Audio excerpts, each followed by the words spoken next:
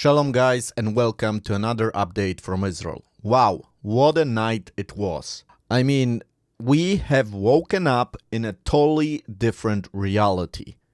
Because last night, Israel attacked Iran. About a dozen Israeli planes left Israel, refueled midway, and struck military targets in Iran. About 1,000 miles away from home. I mean, this is like we're watching Top Gun live now, the movie, with Tom Cruise.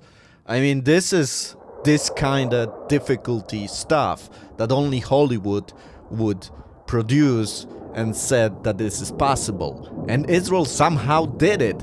They attacked Iran 1,000 miles away from home. Now, what did Israel attack in Iran? So here you can see the nuclear facilities that everybody thought that Israel will attack first. However, this attack looks like a preparation for something much, much bigger. Because this time Israel focused on crippling Iran's ability to defend itself and started by destroying the air defense systems such as the S-300 and S-400 that Iran got from Russia. Now, this is one of a few examples when we can clearly see a confrontation of a Russian military technology against an American military technology. F-35s against S-400. And in this critical battle that we saw last night, F-35s were much better because all of Israeli planes returned home. Now, for Israel to get to Iran, it's not easy. It's a huge distance. And in between, we have two hostile countries of Syria and Iraq. And now, if you followed my previous reports, you might remember that I told you that Israel is working hard on opening the gateway to Iran. And to do that, you need to get rid of the radars that are in Iraq and Syria. And Israel in recent days, recent weeks, has been working hard to eliminate those radars. And because of this, yesterday Israel was capable of attacking the capital of Iran, Tehran. But again, the main focus was not on the nuclear facilities. That will come. But first, Israel targeted the air defense systems that we spoke about and also rocket production within Iran.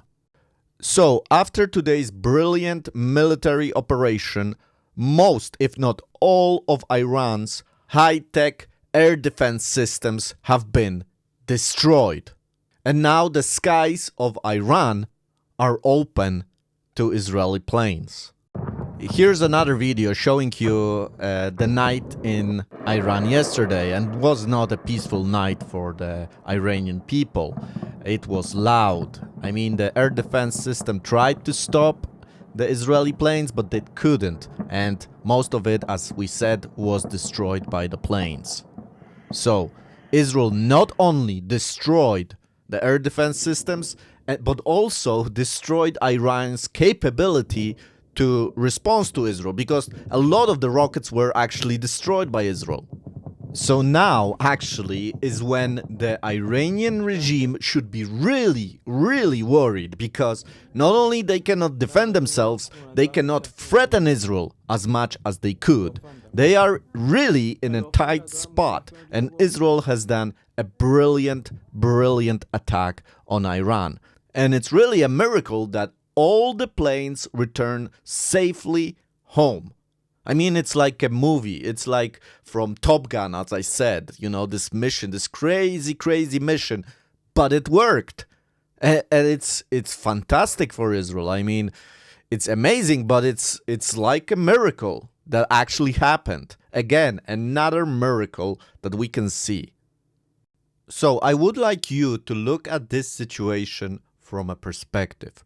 We started this war from Gaza and Judea and Samaria, fighting Hamas. Then it was Lebanon and Hezbollah, which Israel is still in fighting both in Gaza and in Lebanon, but Israel is winning. Then Israel started destroying the radars in Syria and in Iraq.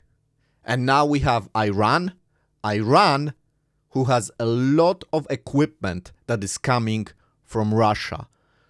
And of course, for Israel, the main threat was always Iran. But to get to Iran, you needed to get rid of the proxies, such as Hamas and Hezbollah. But if that wasn't enough of problems in the region, we also had tensions growing between Turkey and Iraq. There was an attack in Turkey, people were killed, and Turkey decided that the responsible for this attack are the Kurds, so they attack with their planes the northern Iraq, which has a big Kurdish population. And finally, I want to say a few words about the BRICS conference that just finished. It was organized by nobody else than Putin in Kazan. And I think the West isn't talking enough about this, but there is a huge coalition which is forming. And the fact that, the West says that Putin, nobody wants him, he is isolated. Look, all those leaders from China, from India, from Iran, from Turkey came to Russia. This means something. And of course, the idea of the summit is not against Israel.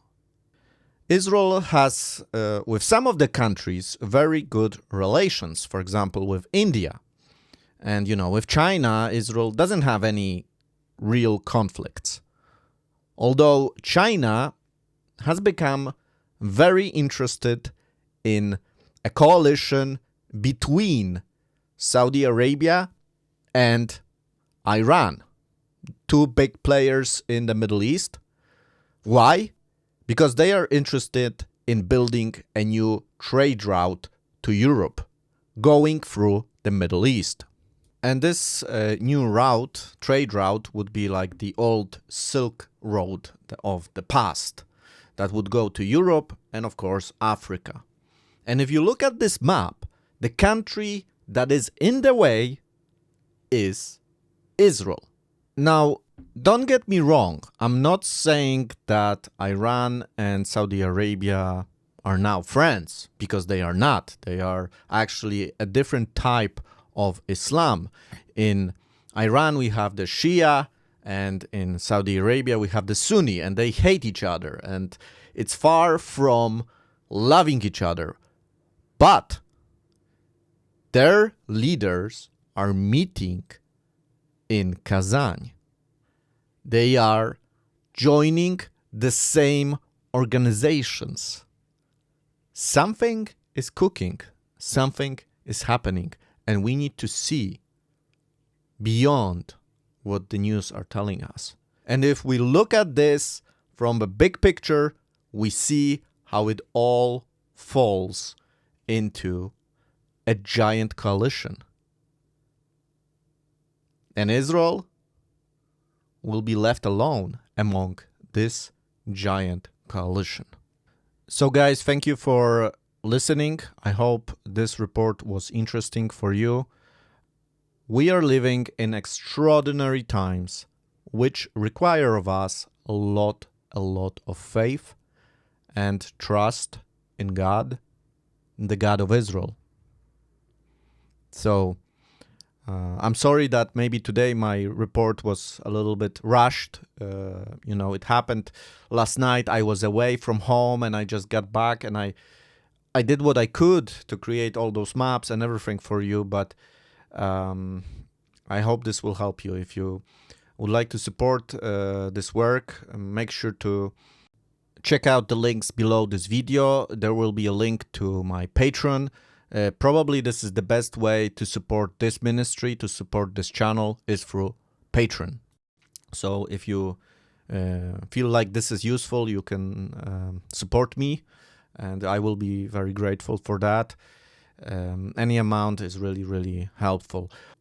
Also, I want to say that it's important that you would stay connected also through Telegram, for example, or X, because they are separate from YouTube. And if something happens that I cannot share anymore on YouTube, I will be sharing on those two platforms. So make sure you sign up to those pages, and you will also find links to X and Telegram in the description of this video. Finally, give a like to this video, subscribe to the channel, and I will see you in the next episode, God willing.